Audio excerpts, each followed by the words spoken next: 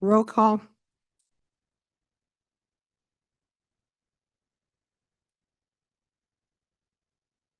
Parker. Here. Ms. Linich. Here. Olson. Here. Zittergruen. Here. Chisel. Here. Neal. Here. Is there anyone who wishes to approach the council on anything that is not on the agenda? Hearing and seeing none. A proclamation relating to Indigenous Peoples' Day, declaring the second Monday in October 2024 as Indigenous Peoples' Day in the city of Decorah.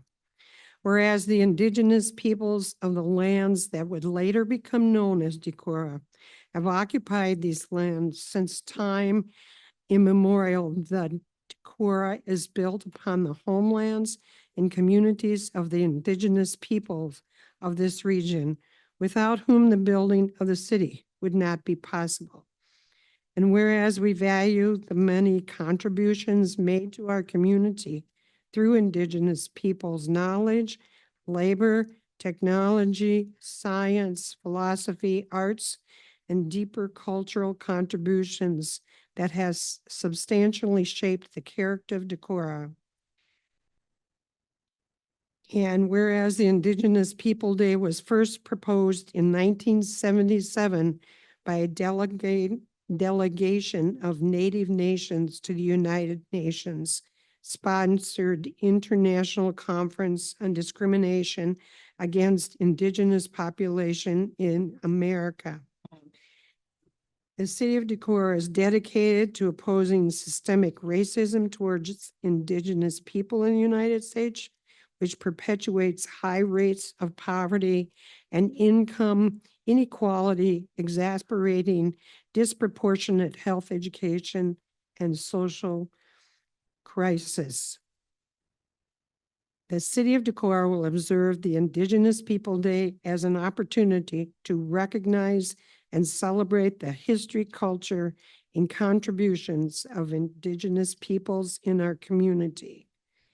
Now, therefore, I, Lorraine Borowski, Mayor of the Decorah, hereby proclaim the city of Decorah strongly supports the proposition that Indigenous Peoples' Day shall be an opportunity to celebrate the cultures and values of the indigenous peoples of our region and our country and throughout the world. The city of Decorah encourages Decorah Public Schools to include the teaching of indigenous peoples' history. The city of Decorah encourages other businesses, organizations, and public institutions to recognize Indigenous Peoples' Day. The mayor of Decorah, the mayor of the city of Decorah declares the second Monday in October 2024 as the Indigenous Peoples' Day in the city of Decorah. Consent agenda. Item A, minutes of the September 16th, 2024 council meeting. B, claims. C, resolution setting a date of meeting at which it's proposed to approve a development agreement with High Point East LLC, including annual appropriation tax increment payments. D, resolution setting public hearing on easement for parking in the right-of-way at 803 Commerce Drive. E, resolution to award tree inventory bid to Eocene Environmental Group. F, renewal Class C retail alcohol license with outdoor service, Skyline Lanes LLC. G, Rainbow Run fundraiser special event sponsored by Art House for October 13, 2024. H, change order number 1, Decorah 2024 dry run diversion channel improvements. And I, pay application number 1, Decorah 2024 dry run diversion channel improvements. Motion to approve the consent agenda. Parker seconds. Motion made by Olson, seconded by Parker. Any further discussion? Roll call. Olson. Aye. Parker. Aye. Ms. Linich. Aye. Zittergruen. Aye. Chisel. Aye. Neal. Aye. Motion carried. Conduct public hearing regarding wood chip disposal with Jewel Enterprises. Can you give just a brief background on that, please, Travis? Sure. So I'll combine the backgrounds for both. Item 6 is the public hearing and 7 is the actionable item of council. So a public hearing was set at the September 3rd meeting on a proposal from Jewel Enterprises for the disposal of city-owned wood chips. That notice that was approved required alternative proposals to the city be received by October 1st, of which there were none. We've also received no written comments or objections at this time. The proposal was for the city currently having excess wood chips, of which many are several years old and decomposing. And Jewel Enterprises has proposed to receive a minimum of 150 cubic yards of those wood chips on their property that they'll use for bedding material and further composting. The property is the same distance from the yard waste site as the Winnebago County landfill, which would be our alternative.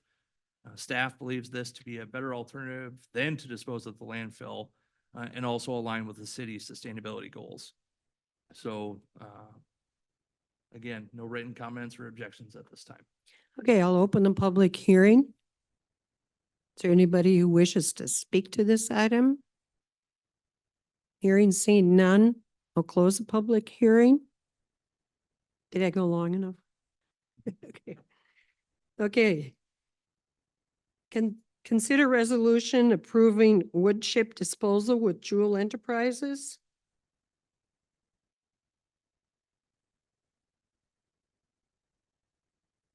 Motion to approve the resolution approving wood chip disposal with Jewel Enterprises. Parker seconds. Pardon, Parker? Seconds. Motion made by Olson, seconded by Parker. Any further discussion? Roll call? Olson, Aye. Parker, Aye. Misselinich, Aye. Zittergruen. Aye. Chisel. Aye. Neal. Aye. Motion carried.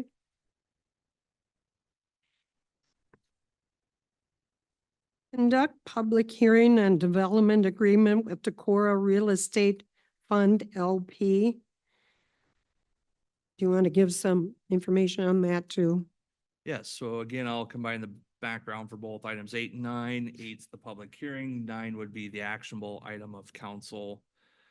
Public hearing is required by the state of Iowa prior to the city entering into a development agreement authorized by an urban renewal plan. We haven't received any comments or objections at this time.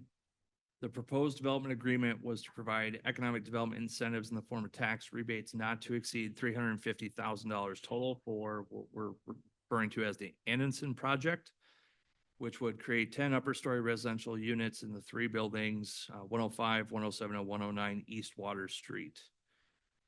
The developer has reached out to staff and talked about since workforce housing tax credits were not awarded this project, they are looking at possibly an alternative path that may require this development agreement urban renewal plan to be altered and reconsidered by the council at a later date.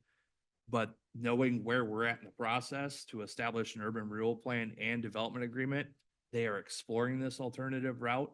So should they have to come back to this, we're already in the 11th hour. So if council approves this, it is ready to go. Should they say this is the route we need to go?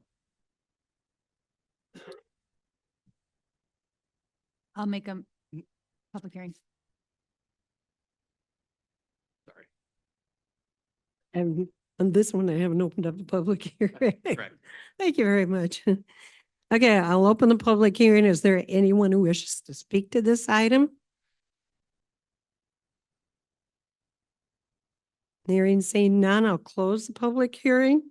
Consider resolution approving development agreement with Decorah Rental Real Estate Fund LP, authorizing annual appropriation tax increment payments and pledging certain tax increment revenues to the payment of the agreement. I'll make a motion to approve the development agreement with the Decorah Real Estate Fund. Second. Motion made by Neal, seconded by Olson. Discussion?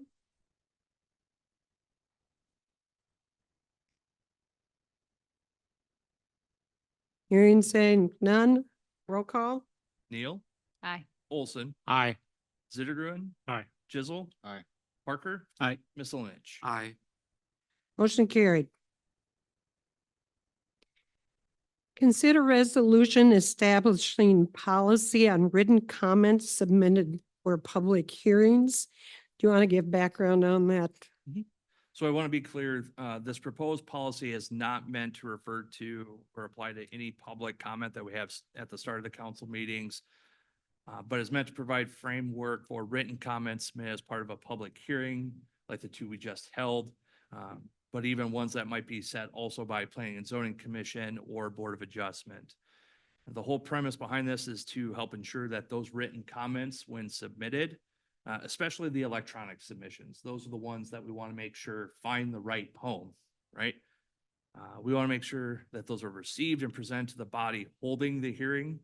So the catalyst really was having staff out sick and having several emails that were sent by members of the public as written comment for a public hearing. Now, in this instance, that staff member that was sick, which was me, had the ability to log in, find these 7 emails, and then forward them on to the appropriate body and have them in time for public comment. So what we have as a proposed policy is that the public comment would require to either be turned into the city clerk's office by the end of business on the day the hearing's held. So that's currently 4 o'clock. You can certainly bring written comment to submit at the time of said public hearing. Or if you're looking at the electronic submittal, the city is bringing on an online permitting, if you remember that as part of our discussions. And actually live today, now assuming council approves this, if not, we'll take it right off. But I wanted to have it ready to go in case somebody wanted to also pull it up on their computer and check it real quick. Right on the main menu tab is submit written public comment. Takes you right to the online form. Fill it out, hit send, and it automatically goes to multiple email addresses to make sure it gets where it needs to. Does it go to ours? Yep, if you go to our webpage, right on the menu tab, it's, what's that? Does it go to all the council? No, it goes to multiple staff emails Okay, that were then, because like Board of Adjustment, if you submit written comment, we got to make sure it's in the Dropbox. Sure. Same with council and stuff, so. Sounds reasonable. Motion to approve the resolution establishing a policy on written comments submitted for public hearings. second. Motion made by Olson, seconded by Neal. Any further comment? I've got a few things. Sure. So my first question is, given that this is intended to be a policy for Board of Adjustments, Planning and Zoning and Council, I'm wondering about the 4th item where it talks about all timely submitted written comments will be shared with the council at or before a public hearing. I wonder if, just to keep it cleaner language, we should say the elected or appointed officials.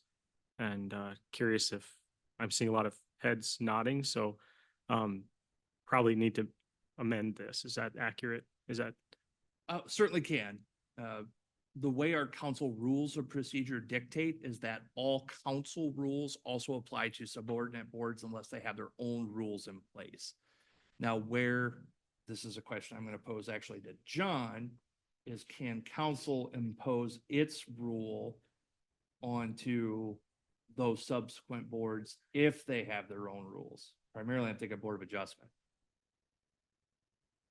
No, not on Board of Adjustment, since Board of Adjustment is allowed to adopt its own separate rules. Mhm. Can't impose those. They're a separate body. So while we drafted it, or I drafted it specifically for council, it does apply to the rest of them unless they adopt their own. Okay, well then it's good as is in that regard, unless people want it cleaned up. I'm okay with that then. My second question, it talks about comment identification, saying that they should clearly state comments for public hearing. I think that seems like a best practice, but if someone doesn't use that magic phrase, I hope that we still have good intentions to share clear public communication with people. I mean, I don't want it to be like, you didn't use the right phrase.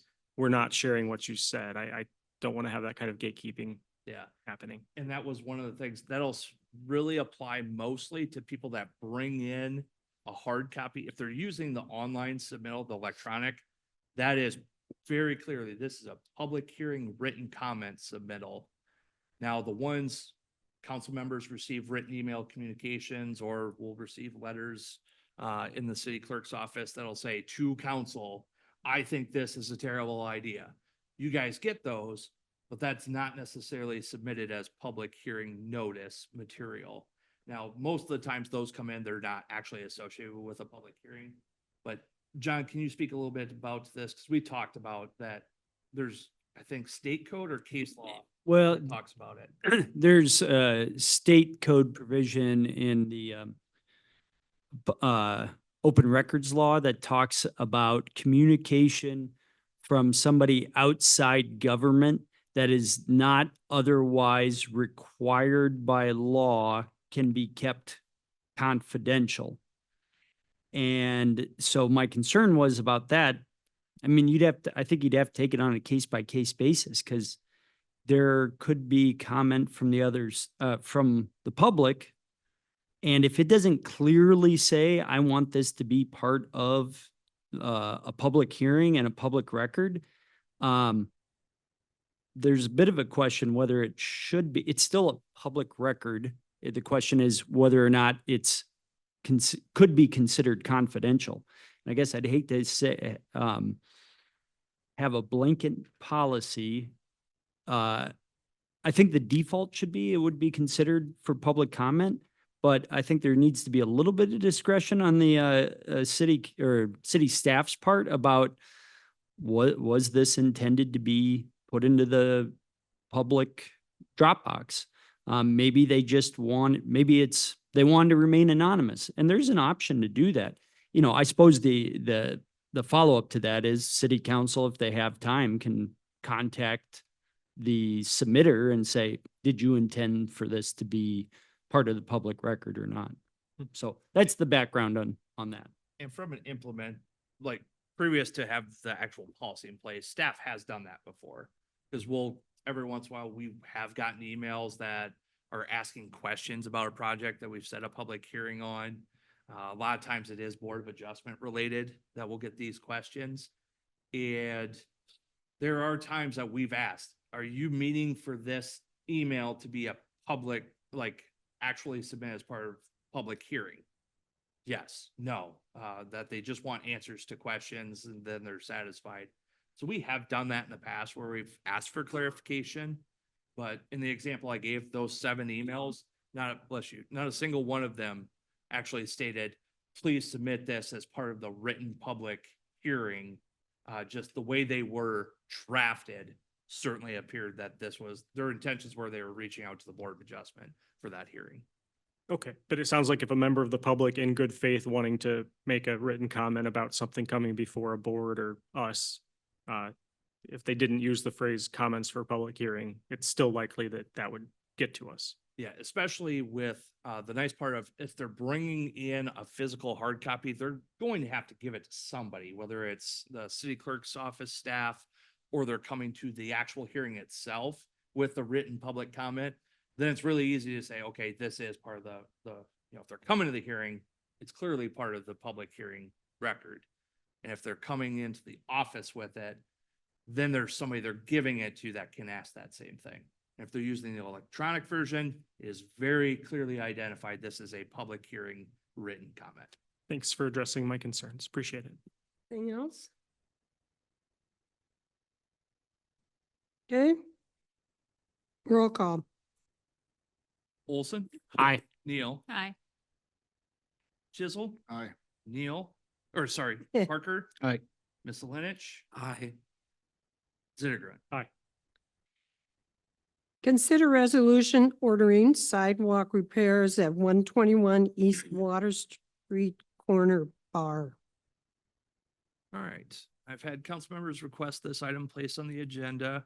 City Code Section 12.28.100, ordering sidewalk improvements reads that the council may order the construction, repair, or replacement of permanent sidewalks on any street or court. That notice of this order shall be sent to the owner by certified mail. The notice shall include the fact that the owner may request a hearing with the city engineer and manager within 30 days of receipt of that notice, and may further appeal to the council within 45 days of receipt of that notice, but only after having that initial first hearing. This property has had this process. It's never gone to this level where the council's ordered the repairs. but it has been initiated communication.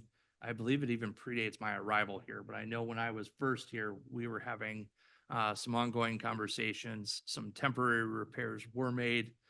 Those haven't held up at this point, and so council can take action to actually repairs, given the time of the season and the fact that the concrete 40 degrees and rising is the rule for concrete, I believe.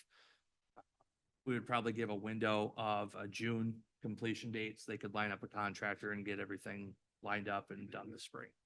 I know that, well, previous to when I started being mayor, or even back when I was doing the filming, there were discussions on that sidewalk. They tried to work with it then. I know Jeremy, I believe, also had done work with them or tried to work out a plan, which never came to fruition. Supposed to have been done by November 1st last fall.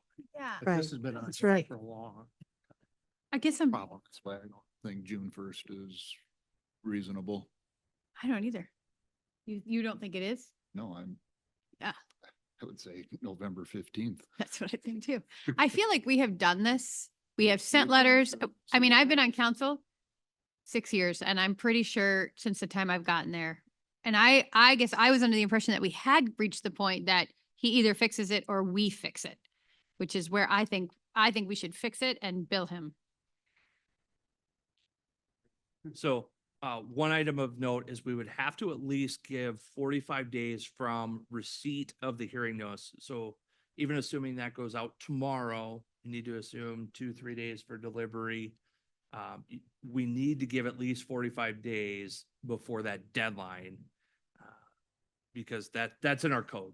They have the right to a hearing up to 45 days after receiving that notice.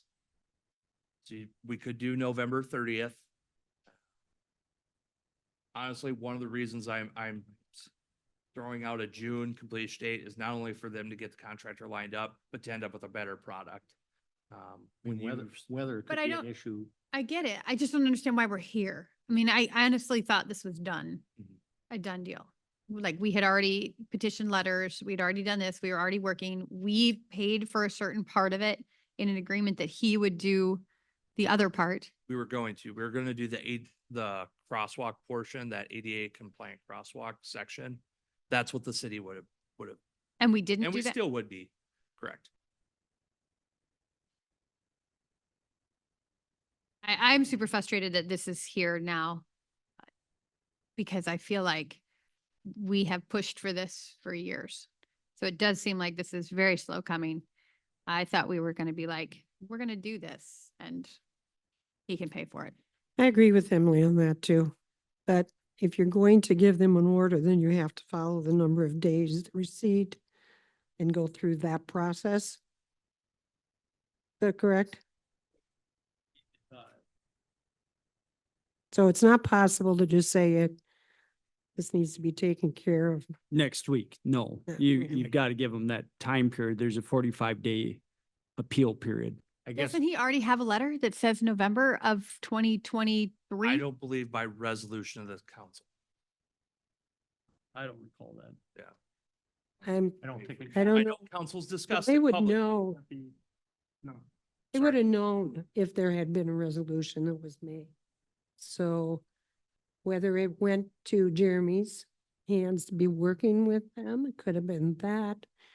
But clearly, as far as legally, we hadn't, but I agree with you. I figured. I it guess I was didn't gonna know we be- had to like, I thought we discussed this at a meeting, it was gonna be done. And I guess I I- didn't know we had to do I this. sort of agree with you on that too. I mean, I guess I share the frustrations of my fellow council people with this as well. I would like to see it done sooner rather than later, but as Travis pointed out, I mean, I think we're running into this issue where weather could play an issue with this problem in laying cement at this point in time with the freezing conditions coming up and stuff like that. I understand where Travis comes from. We want to get it done right when we're going to get it done. Since there is a history with this of possibly letters going out and being told to fix it and it hasn't been done yet, what are the repercussions if this is a resolution and this goes, let's say, June 1st next year and it's not done, then what? Then we can, as a pointed out before, go ahead and make the repairs and assess the cost. Well, first we need to send an invoice for the cost incurred. Then after 30 days, I believe, of non-payment, if that invoice isn't paid, then we can assess it to their property tax bill as a lien. Then I would suggest May 1st because May 1st should get him the weather that he needs to get it done. Versus June 1st. Yeah, First. when it gets us done before the summer. I'm on board with May 1st. It's a good day. So I'd be looking for a motion to that effect. I'd make that motion for May Oh. 1st. I'll second. Motion made by Chisel, seconded by Olson for the May 1st. Any further discussion? Just curious, May 1st, is that going to give them time to do a good pour that sets well or not? I'm hearing some talk back there from people who know a lot more about this than me, so I'm curious if we could get staff input. He has known about this and I'm sorry, but that's all Jeremy would say every time I'd ask about it. Well, it's complicated and he's got to figure out this and he's got to figure out that. He's had 4 years to figure this out. It's not as if he didn't know that he needed a sidewalk done. But, right.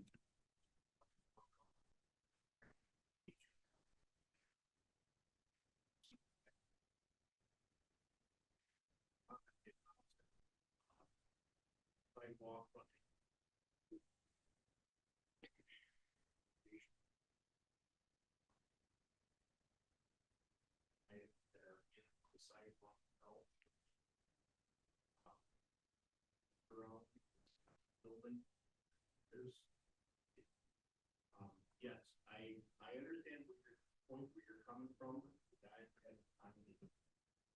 Now,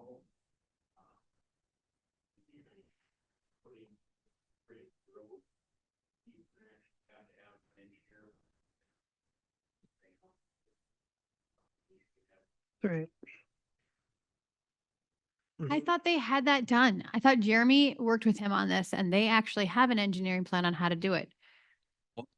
Conversations that in reviewing previous emails, appear to have stalled maybe about a year ago. And even prior to that, there was about a 6-month lapse between communications.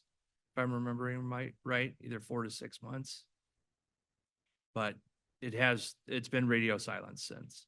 Mostly due to the fact that we didn't put it in a resolution to begin with. Correct.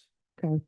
And if you're gonna put in the resolution now, then Then it gives You staff need the to- teeth to make it get.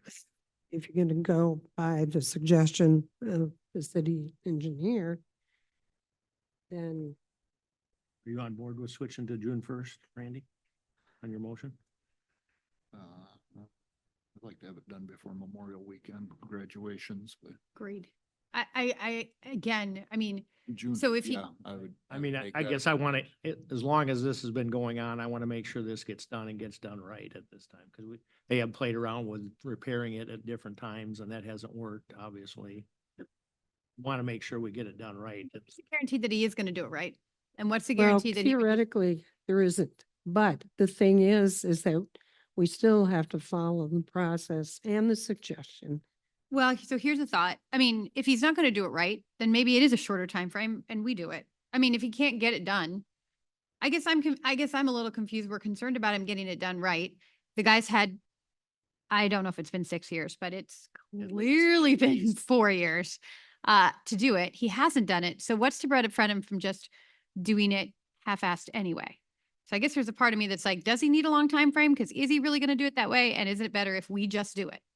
Well, I understand where you're coming from, but I also think about looking at it from the council standpoint as to which way to work with it and what the day would be that's really appropriate. So there's no doubt as far as that being able to be done.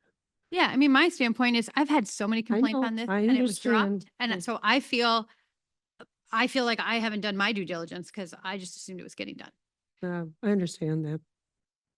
So I guess the question is, I would make the amendment to June 1. And I'll second that for June 1st. okay, so we've had a motion made, an amendment made from Chisel, second by Olson, to go to June 1st, 2025. 25. Okay, Thanks, John, and thanks, Greg, for your input on that too. Appreciate it. Can we be ready as a city if he doesn't do it by that date to do it ourselves? We can get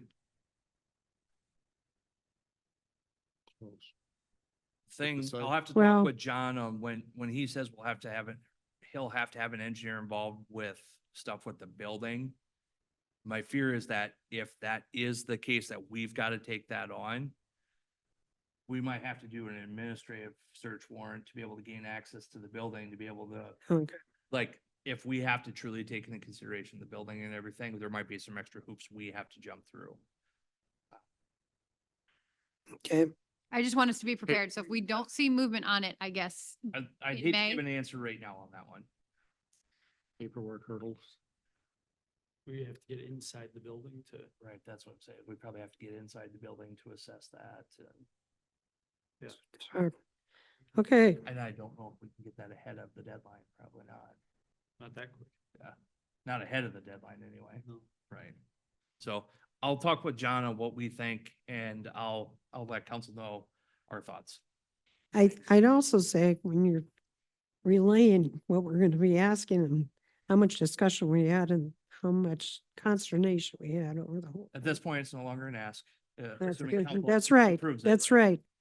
Okay, roll call? Jizzle. Aye. Olson. Aye. Parker. Aye. Miscelinich. Aye. Zittergruen. Aye. Neal. aye.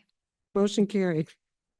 Can you Just- just clarify just for other sidewalks, do we need to be pushing this method? Because I feel like Washington Street has also been asked for 4 years. Washington Street will be not necessarily taken care of, but you'll see an actionable item next meeting that includes the overall site plan.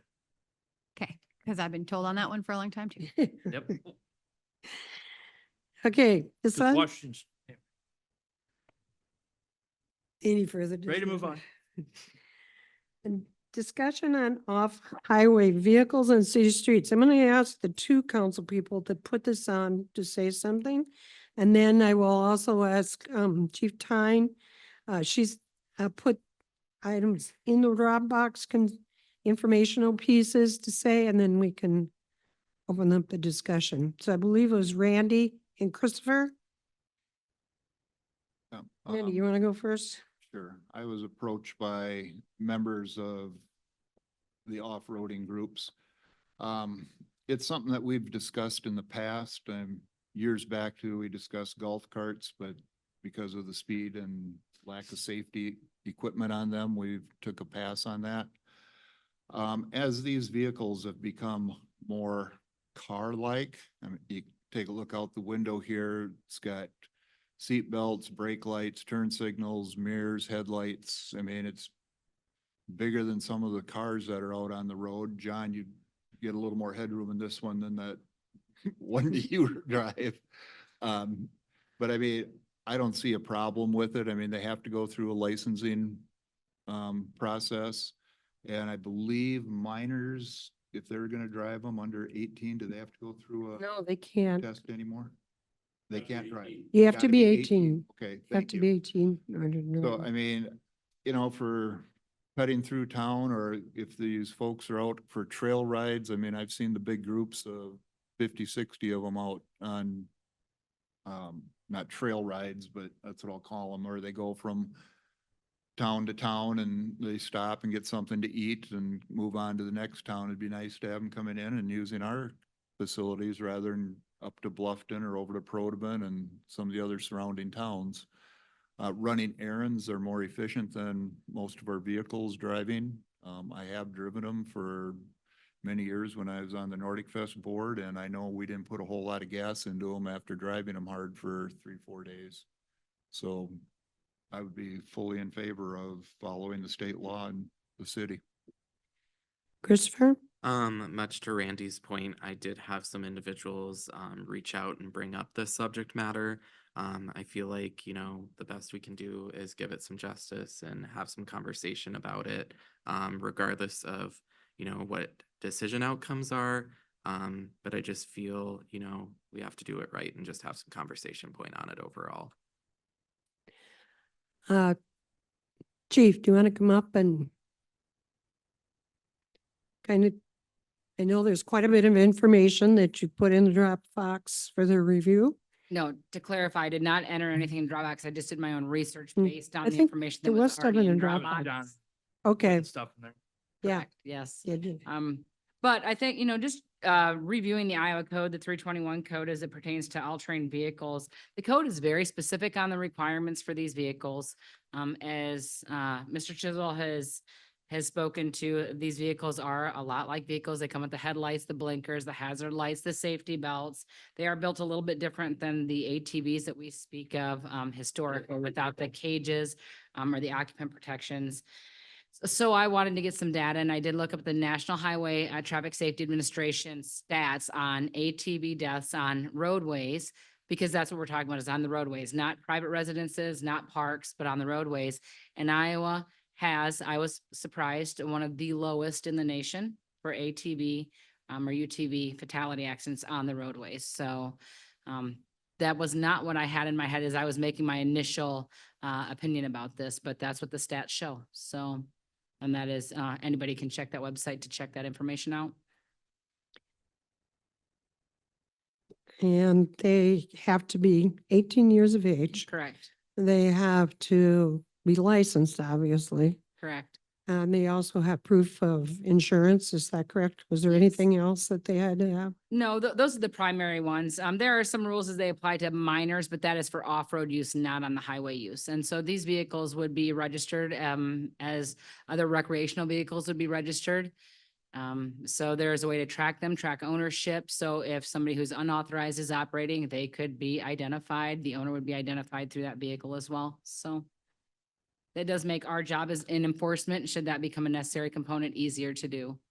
Mhm. Chief, does the current state code allow them just to, like if a trail is on one side of the road and there's another trail on the other side of the road, that you can just cross the road at 90 degrees? Is that currently how it reads?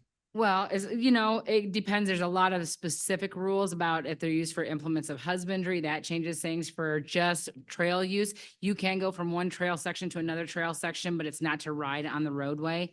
And the other specification is it has to be operated under 35 mile an hour. That was the other thing Okay. in the city limits, yes, So you actually can't drive it down the road itself. You can only use it to cross the the road. crossover. Okay. Yep. That's what I thought. And did I hear earlier conversation, Brett, you were talking about if you don't have your seatbelt on, they don't run? Right. So, I mean, that's better than the cars we drive. So just for clarification for these are only what I would call new style ATV, not the like four-wheelers. Do they have to have all of those safety things, seatbelts, cages? For Iowa code to be operated on the roadways, yes. Okay, Now, I just want to clarify that. Travis has spoken about off-road vehicles and some delineations that can be made by council. Right, so like you just said, four-wheelers, like, to be clear, there are multiple definitions here. We commonly call it a side-by-side, right? The state of Iowa defines them as an off-road vehicle or ORV. And then further defined, so this off-highway vehicle or OHV definition, that's how the DNR associates both an off-road vehicle, like what's outside, and an ATV or four-wheeler that most of us know. Those are very specific definitions, ATV and ORV. I would encourage council to be very clear, to Rainey, with all of his discussions were focused on the side-by-side outside and all the safety features it provides. Obviously, an ATV has none of those things. Right, and I Mhm. wouldn't be advocating for ATVs in town. Side by sides is what because visibility too is the other thing. So this would just be for OHVs. Oh, wait, yeah. ORVs. ORVs. OHV is both of them. Okay, it's kind of like an All right. umbrella. I That's got what I was wondering, because I gotcha. in the reading, it says both of them, right? It says registered all-terrain or off-road utility. But we are primarily talking about all-terrain vehicle. We're talking about the Off-road. side-by-sides. Okay. Brent, can you tell me what Wacon's policy is? I know that's quite a bit different, or do they, Yeah, so they have a policy basically saying that they are allowed on the city in there. And okay, Similar to, what's already been talked about. they have headlights, turn signals, Okay. stuff of that nature. And all of, so cities are allowed by state law to go ahead and regulate the, you don't have to just blanket allow them. There are some prohibitions on what we can regulate, such as we can't impose a fee, correct? We can't charge a fee, registration fee for it. But we can say in order to drive on city streets as an ORV, you do have to have all these things, seatbelts, headlights, taillights. While it's in the, while that's very common practice for today's manufacturing, there's a 2002 ORV out there, I guarantee that has none of this stuff. And quite honestly, I think our Parks Department might own one. But to be clear, we talk about today's safety features. Like I had never heard that with the seatbelt. You take the seatbelt off, they slow down, they butts to a stop. I had no clue on that. But that has not been the standard in the industry for all that long. So pointing out that yes, you must have a seatbelt. You must wear a seatbelt. It would be all stuff we'd recommend being in any ordinance. And we I'm would for it. I recommend think people they're a great asset. I think it's great to get people into town. So as long as we clearly define that they have safety features, I think it's a great idea. The issue. Just for clarification purposes, you're saying there are ORVs that are made that don't have the proper safety features for operating on roadways and things like that? Correct. Okay. So, But we can designate that in this? correct. And regulation that so has to have that. anybody that Okay. has an older ORV that would want to, they would have to buy aftermarket equipment to comply with it. Or I don't want to say, or simply trade in and buy a new one because I mean, that's probably 50,000 sitting there. So. Right? No, I'm just kidding. And it is pretty easy to clarify that. I mean, if you just tell somebody the things you need to operate a motor vehicle like your car, you need it to operate this ORV. And if you don't have seatbelts or drive around without a seatbelt, it's illegal in a car. If you don't have headlights, it's illegal in a car. I mean, it's pretty easy, but there are people that, don't understand those sometimes, but that's why we have law enforcement. I feel like there's going to be maybe more edge cases. Like we all think we know what we're talking about in terms of what safety features we all obviously, expect will be part of this ordinance. But I mean, the reality is that there's already a whole class of vehicles that can legally operate on every city street that don't have signals, that don't have lights. I'm talking about bicycles, but that's not the only example of sort of sort of motorized traditional car or trucks that we allow on our city streets. And to me, this seems like a natural and logical extension of what we already do in Decorah, which is try to provide a way that a lot of different kinds of road users can share our public transportation corridors. And frankly, if a vehicle like that is ahead of you and in town, it probably isn't slowing you down from your errands very much. Just like a bike hardly ever slows you down all that much, although sometimes it maybe feels that way if you're behind the wheel. I don't sense the council has sort of an appetite for saying, well, if we're allowing that, we allow bicycles, let's talk about other, ways to get around on our streets. But I think this is certainly at least a logical direction to go. And for my own personal part, I think it would be worth at least having serious conversations about even expanding the umbrella of how people can get around in our community. I know that, like I said, I haven't heard that appetite from other council members, but just putting that out there, it's something to think about, do some reading on going forward. It's one of those things where it's kind of like, well, if we allow bikes, why are we not allowing other kinds of less traditional automotive vehicles? I think, I can anticipate some of the objections to doing that, but I think that there's a lot of wisdom in making sure our city streets work for any user and not just for people behind the wheel of a Are car or you, do whatever. you have an example of what you're thinking? Oh, I'm golf carts. I mean, Okay. ATVs is sort of commonly understood. I'm not saying for sure we should legalize that. I'm just saying, frankly, our city streets should be safe regardless of what kind of vehicle you're using. A city street that isn't safe for a golf cart probably isn't safe for a child crossing it either. So that's kind of where I'm at. Well, would it stand to reason for staff to look into guidelines and bring back for further discussion. For the acronym that represents that vehicle? ORV, so I'm. Or, Well, I think, Yeah, I mean, You- right, and then also putting the explanation on what the ORV is versus the other Yeah. one. No, and then you basically just attach the state code onto our ordinance, so referring to what that. What the stipulates. requirements are. And Steve, did I hear you say bikes are not required to have lights? I'm saying that you don't need to have lights on your bike to get around during the day.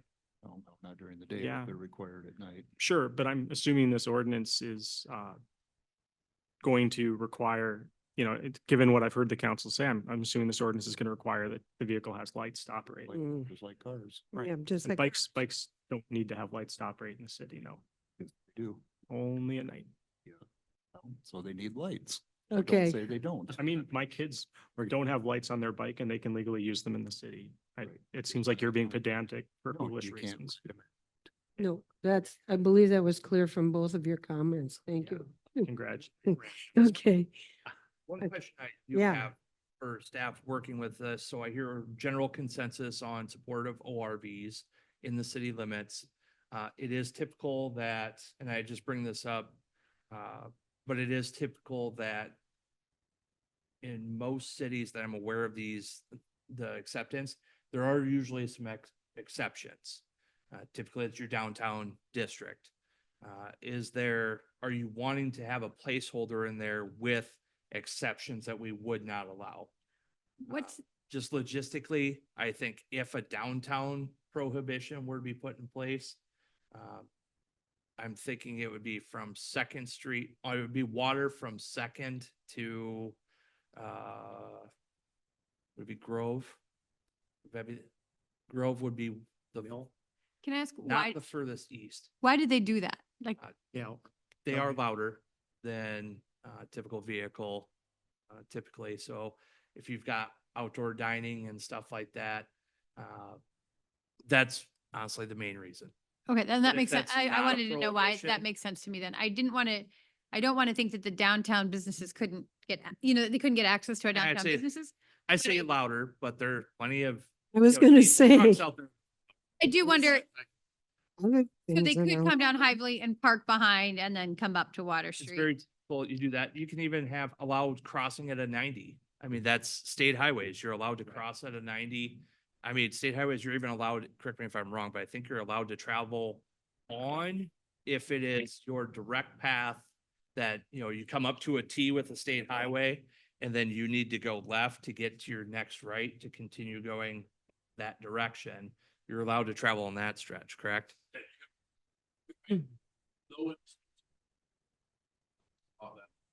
At the next turn.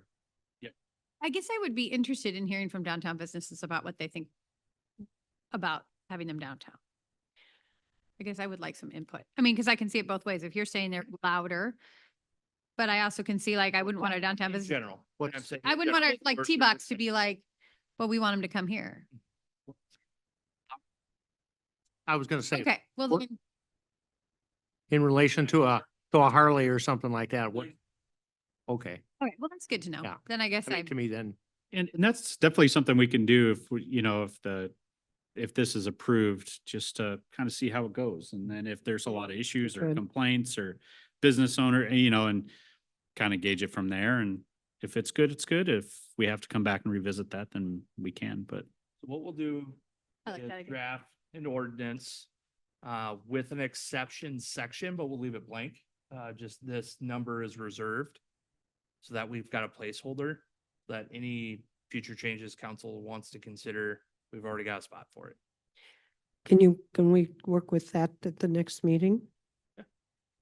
I would think, well, Well, John. relatively. Yeah. Okay.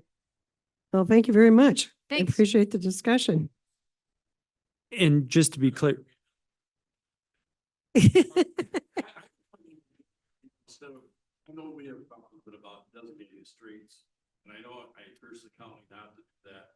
They first took on board before it was things that are side by sides. Which Hey, law- do you want to use the microphone, please? Just They state, did state sign your it, name And and now they have a address. stack of signs this high that they had to take down. I know that Lansing and I believe Waukon also used to have designated streets. And then when this new law took effect here a year ago that the governor signed to open up all highways, no interstates, all those towns have taken them down because you have outside people that are coming into your community. They aren't looking for that sign. They don't know. They're just coming in to ride. And you mentioned about, you guys took my homework all the way from me. I'm glad to see you guys all on board because I've been waiting for 2 years to come, as Lorraine knows, when we first had our UTV ride. And I should state, I guess I'm Les Oskelson, a 908 Pine Ridge Court, and we have LA communication stations and stuff. And we've put on 2 big rides. We've raised over $35,000 in 2 years. All goes to nonprofit organizations. The number one question we always heard, why doesn't Decorah let us into town? And it got to be so much to where this year we're moving our ride out to Bluffton, and everybody is very, very pleased with that. But then they say, now where do we stay? And of course, they're going to Cresco, West Union, and outside towns. Although we did get a call, somebody from Des Moines coming up to stay here the whole weekend that wants to do our ride. And then they asked for a UTV map. That's why I'm here, because Maddie and Stephanie came to me here about a month ago and said, hey, we need to address the council to get UTVing allowed here in the city limits, because we want to do a map. As I passed one around here to the council earlier. They have done so. Anyway, that was one of the requests today, somebody that is coming up here for our ride. You asked about businesses. The first ride we put on, Lorraine was there and talked to a lot of the people that came from Des Moines, Burlington, all over the state and southern Minnesota. And they support our communities. Matter of fact, Quick Start kept track as we had them come in on Montgomery Street past the fairgrounds, because that's where we staged that first year. They had 90 UTVs in vehicles that stopped by to pick up fuel or whatever necessities they needed. So it is a big economic push. And I think maybe Maddie's got some figures. I was going to mention Winnipeg County has 1,200 licensed UTVs.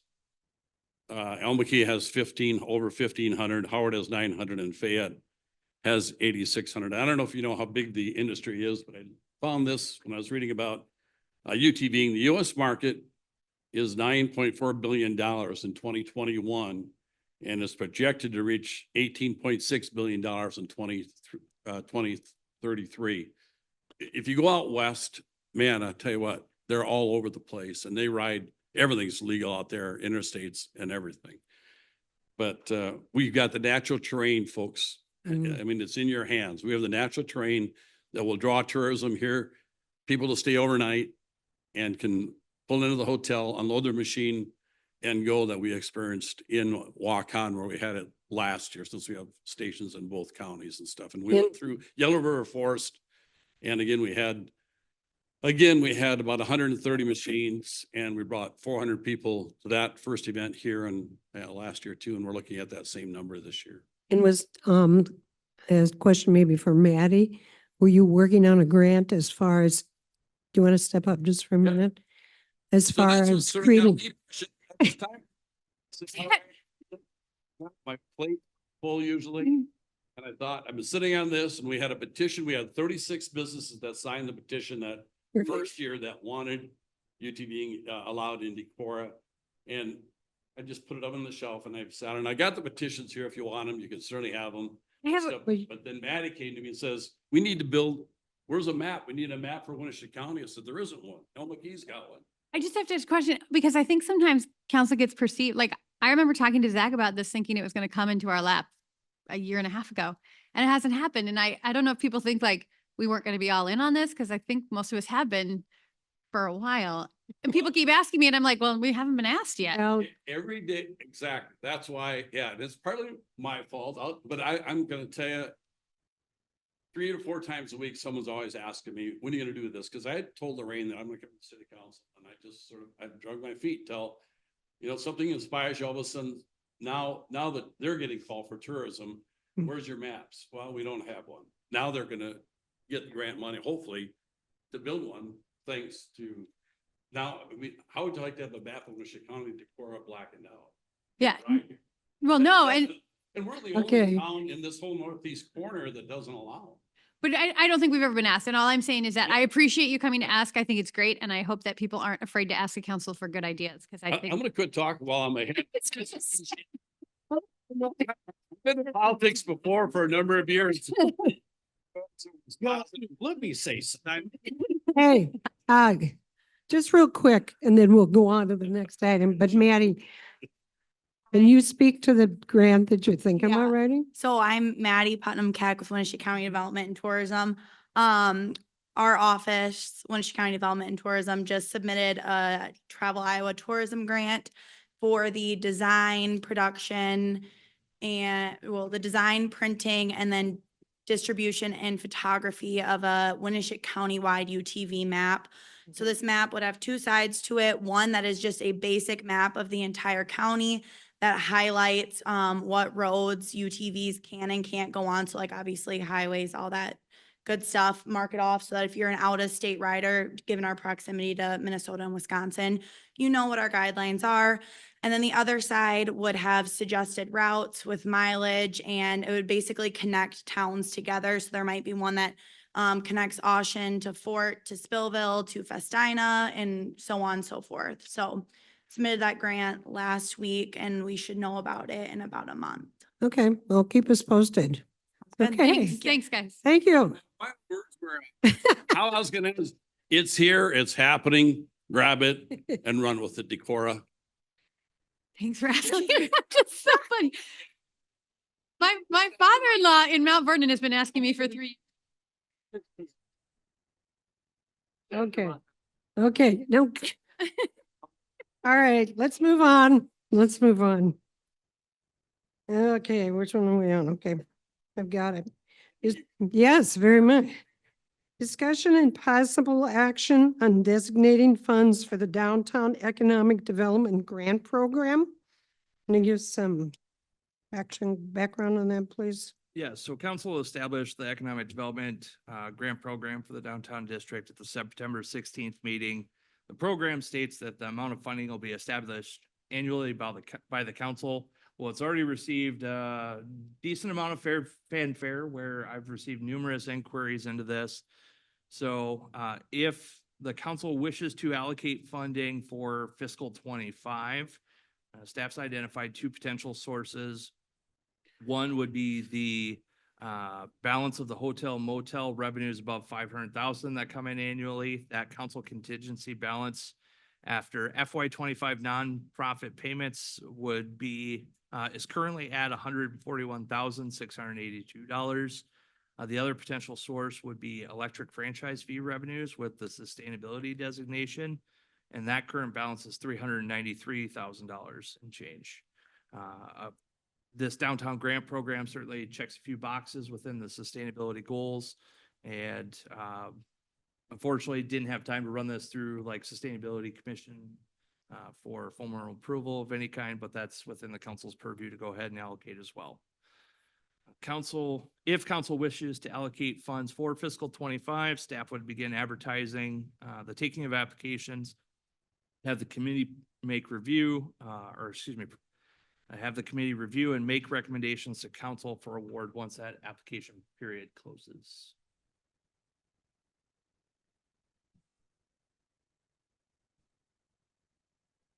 So can you remind me again, what's our hotel motel funds?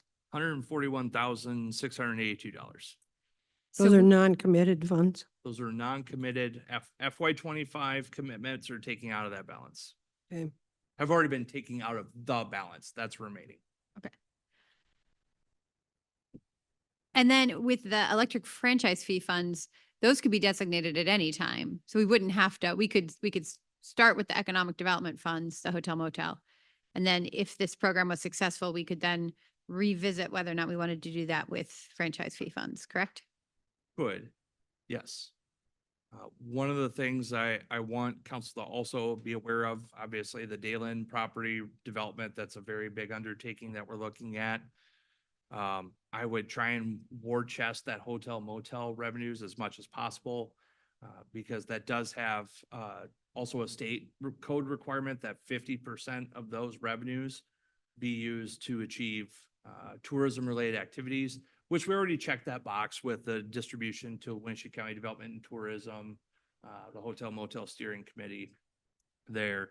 But, certainly Dalen property, that development and or potential trail work. We've got Carlson Park that's still underway.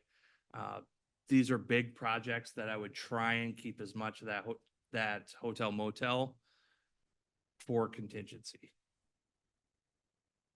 And how much are you thinking as far as the 2025? So as a reminder, council, that program has $10,000 for facade improvements and 25,000 for upper story residential.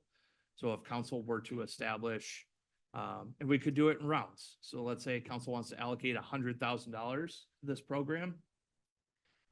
We can take applications, provide review, and then come back to council and say, we have X number of applications, committee has evaluated, and we still have cash remaining, but recommend award to all of these.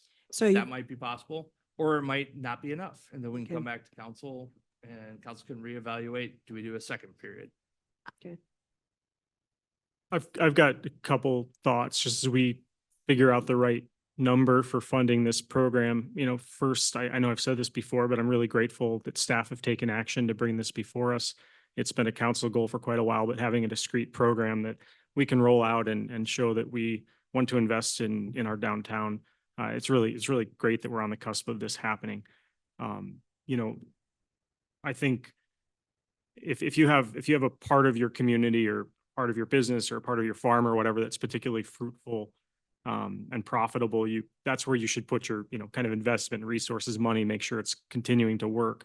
And for Decorah, you know, our downtown economy, our downtown neighborhood is truly at the kind of the center of our community's tax resilience in terms of tax dollars per acre that we collect. Investments in downtown often return multiples of what are made into them. And in addition, having a more beautiful downtown only further drives tourism. And so I know Travis, you mentioned that the Dalen properties may be more of a direct tourism related program than this might be, but I feel like this could probably be justified as tourism spending as well, encouraging investments into the downtown that draws thousands of people to our community, you know, annually.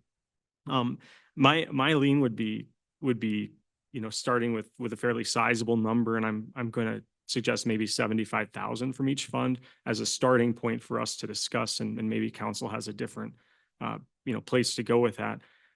My reasoning for that is that you're talking about $150,000, which is actually still only a percentage of the kind of money that this community's economic development dollars get spent on things like Hy-Vee. I think that was more than a $400,000 commitment of economic development dollars.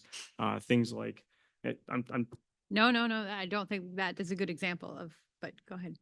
well, I'm not even saying these are all good expenditures. I'm just saying that if we're going to spend money in, you know, in other places and we're comfortable with big numbers, it seems to me like this is a really highly returning investment. And so I think we should put our money where our values are. And so that's my initial suggestion is 75,000 from each fund. What are some other council thoughts on this?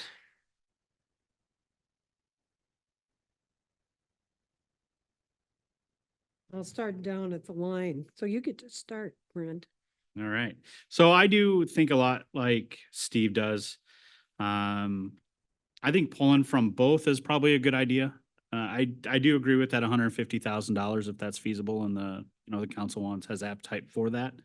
I do think that is important to, have that grant. And I think it is a good thing for the downtown and the businesses to revitalize and also make some housing into the second story and redo some of that stuff. So that's kind of my opinion on that. Christopher. Yes, ma'am. Much, like Brent and Steve, I do agree that it would be beneficial probably to have, allocation amounts from both funds to get the process started. This program, is Steve's point, been something that has been on the radar for a while. And we're getting to getting this into action. So that are my thoughts. Kirsten? I think we're all pretty much in agreement on this. I know the chamber is doing a similar thing with a revolving loan fund and stuff like that. So I think we all see an importance with continuing to invest in our downtown. It's such a vital part of what this city offers. And yeah, I think that's a good starting point, Steve, your suggestion of $75,000 from each fund. I think we're looking at a good number of 150 would be a good number to start with. So I think that's really good. Mayor, I know I already said a bunch, but I just want to clarify one thing if you don't mind. Just that 400K number, I'm not sure if that's accurate. I had notes at home. I had notes for 3 or 4 different things and one of them was 400K. I don't know if Hy-Vee was the right one though. I'm now thinking it was the hotel. I just don't want it out there that I'm, making up money that wasn't spent. I think the hotel is the one I was thinking of. Okay. Thanks, Mayor. Mm-hmm. Randy? Well, you all know where I stand on this. Our downtown is a fixed asset. It's not growing. It can't grow. Mhm. It's bound by zoning regulations down there. And when we're only gonna limit this program to those businesses downtown, when we got other businesses on the west side, on Short Street, on Montgomery, and in the business park, I think we're doing a huge disservice to economic development in this community. And I agree with Travis on this, that the hotel motel monies, we should be holding back because we do have a sizable investment on a development for other assets that the city has currently purchased, namely the Dalen property, and that could be a huge economic impact on our community. If we are gonna take money, bring it out of the electric franchise fee. Okay. Emily? I'm with Steve on this. I think that the whole notion, the reason that we held back the economic development funds and didn't give them to the 2 other development arms is because I do think that Decorah Jobs is very focused on the outside of the city and we really want investment in our downtown. And while the area is fixed, the buildings are dilapidated and they need a lot of investment. And they're expensive and they're historic. And I think that council has made a commitment to do something to help the downtown. And this is, I think, putting our dollars where we said we were going to invest. So I'm excited. I do think half and half is fine to start with. It makes a lot of sense, especially since I know that we pulled the forester off those funds. And so I think I'm good with 75 from both places. Well, I think too, as you go along and you see how many people actually take advantage of it, if they're a lot or not a lot, or if it grows, if that, that makes a difference as well as you're looking beyond this first year. Did you want me to clarify what I meant by that? Well, just want to point out now with the urban forest utility in place, remember the forester allocation comes out of that. No, I know. That's what I'm saying. Okay. When we were discussing budget, we had talked about, so that electric franchise fee towards sustainability was going to grow and it did. And so we had talked about how then we may be able to allocate some of those dollars towards economic development. So I feel like we are. I guess I'm just honoring what I felt like we discussed in our budget session. So to me, we're doing what we said we were going to do, and I'm totally on board with that. Okay, there's an action item. That's what I said. It says discussion. It says Oh. impossible action. Oh, I'll make a motion that we support the downtown investment economic development program with funds equally divided between the 75,000 from our hotel motel and 75,000 from sustainability. Second.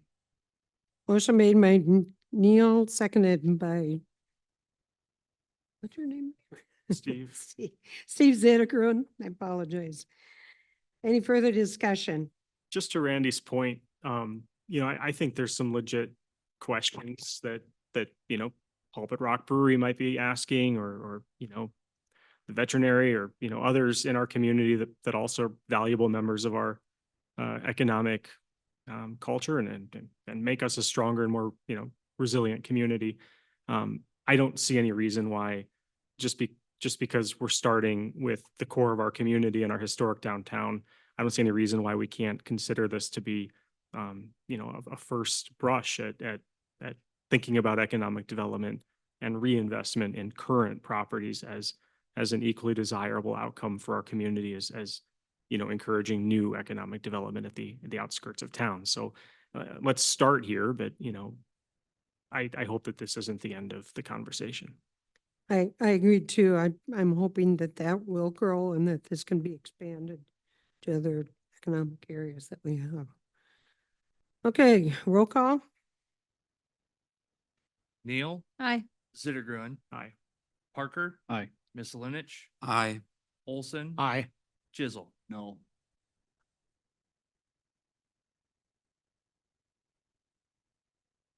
So that means it passed. Okay. I always have to ask. It's 3-3 now, so. Discussion on noise control ordinance. Let me give some background on that. Yes, so at the last council meeting, it was discussed, a lot of the trash collection was kind of the focus. There were a few other proposed changes. Musical instruments, for example, deleting the playing of musical instruments from consideration there. But unfortunately, just timing hasn't, a meeting with trash haulers has not yet been had. So if council has other facets of the proposed ordinance that they'd like to discuss, now is obviously a great time to do that. Otherwise, if council wants to table until we can have that meeting, that's certainly an option. Well, you don't have to table, it's a discussion item, sorry. I'm perfectly happy not to discuss it. I might be. Let's done wait with until it, we've so had that. Yeah, that's right. I Yeah, feel like this is a can of worms, I Pandora's think box, and I so. wish we could just shut I it. think so too, so. Okay. City manager, department head, council? Did you want to touch on item 15? Not really. Oh, no, I'm sorry. Opening on, yeah, we have an opening on the Decorah Human Rights Commission and on the tree board. So if anybody out there has a calling for any of those, call down to City Hall. We can give you more information about it. Now, city manager, department heads, and council reports. Just two things I'll touch on. One, it's been on my board for a long time back there as a placeholder, but while it's in city code, it's less from a city code compliance standpoint, more from an emergency response standpoint. Please make sure that your house has numbers on the outside of it that are visible from the street. So, again, it is a code that you're supposed to do it, that they're at least 4 inches tall and visible from the street. But more importantly, make sure your pizza delivery guy can find your house and he doesn't show up at my house instead. And I say, yeah, I'm looking at you, Greg. So, please make sure your house numbers are on the front and visible. But secondly, this is something that, I'll be bringing it in front of council here, probably next council meeting, is a discussion and possible adoption of an AI use policy. So AI has been just exploding in artificial intelligence, especially in local government. It's been lagging a bit, but we're seeing it really take off. This last national conference that I went to, it was just amazing to see what some other communities have already adopted. For example, smart trash cans. I never thought this, but the workflow efficiency it's able to bring, this trash can recognize that it's 3/4 full. And today's Wednesday and tomorrow's Thursday, and it's extremely busy on Thursday afternoons at Sugar Bowl. And there's a parks crew a block away that I can pull them with a work order to come and empty this trash can. So that's ready and to go for Thursday because it knows that's the busiest day that it fills up the fastest. It's insane.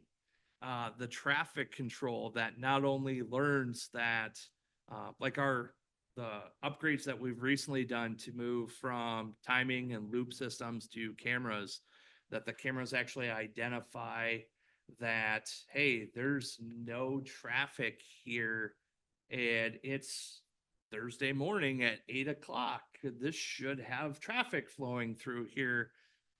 let's maybe alert dispatch. And so it tells dispatch that it should send an officer to investigate if there's a vehicle accident. Just, anyway, where we're seeing some of these products, going with AI, it's really, I find it amazing. Some people find it scary, but we are looking at a policy to ensure that we're ethically considering AI and using it, and we're using it appropriately. So anyway, Okay, that's enough. anything else? Carrie? Okay. Neil? If we go back to Trisha, I know you've Oops, posted, sorry. I know you've posted on Facebook. She's back there without a mic, so I'll just say it. Halloween, for everyone that's wanting to know, Halloween is still the 31st. But Beggars Night, so when we will, everybody lights on and throw out candy. The 31st from 5 to 7:30, right? Okay. Thank you. That often comes up. First call started today, last week. Okay, I love Halloween. let's start down this way. Emily? I have a couple, actually just questions. One just left my mind. But can you remind me, what does it take for a 3-3 vote? If there was a 3-3 vote on stop signs, I've gotten a lot of people asking me about wanting stop signs downtown, and I'm pretty sure I can't bring it back, but I am curious, what's it take to bring it back? So I want to talk to John on this. Our rules say that it's either a year in time, well, because we're already past the reconsideration window. So a motion to reconsider could have been made either the meeting of or the next two regularly scheduled council meetings. Could have been a motion to reconsider made by the prevailing side. So those that voted no, the motion, the first would have to be from that prevailing side. Even though it's a 3-3 vote, that's what's confusing. Correct. Because we actually had this instance, I want to say it was even, we had 2 council members absent and it was a 3-2 vote, which still failed. So the 3 members that voted in support of it, they weren't the prevailing side, the 2 that were of the prevailing. But the clarification I need from John is it's either a year from that action or when a new council member takes office after an election. But I can't remember, is it a general election or would the special election we're going to have in December trigger it too? But not like putting you on the spot. Oh, it's right here. I just have to read it.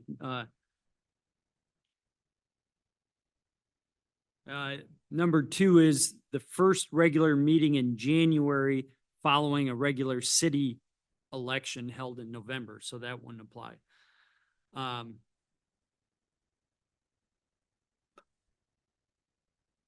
It looks like to me we're talking the 1 year. And then is there any update on fire discussions, building discussions, where that sits? So I actually just discussed with the staff today. We've got another date set next week on, we've had our first pass at what we're going to, what we looked at removing from square footage of the Brunton rendering. We're having a second meeting on, all right, now what else? We still got to get this number pared down. So right now we are having those discussions at the staff level. Because if you remember, tell me if I'm wrong, and I'm not remembering correctly, but it was staff was going to look at how and try and pare that $15 million Brunton project down to around 10 million. It was there, and I was just making sure that was moving along. Yep. Okay. Okay. Those are my questions. Thanks. Randy? Staff level. I have nothing this evening, Mayor. Steve? Decorah Pride Week is happening, and I just want to encourage everyone to look into ways of participating and check it out. Kristen? Christopher? Nothing tonight, ma'am. Brent? Real quick on the openings of the Human Rights Commission. I think we see that a lot. We I sat do. on both of those, and they're fantastic committees and commissions, so I'm gonna echo the mayor and urge people to look into those. from my schedule, tourism, conferences, people coming into town, people wanting to do things. I have to make sure I check my calendar every day. People have asked me to do many different things, which have been a lot of fun. Case in point, tomorrow I'll be greeting the Iowa DOT board that will be at Hotel Winneshiek, but it's a real indication of how our tourism has brought people into our town. So, okay, anything else? Move to adjourn. Move to adjourn. Thank you.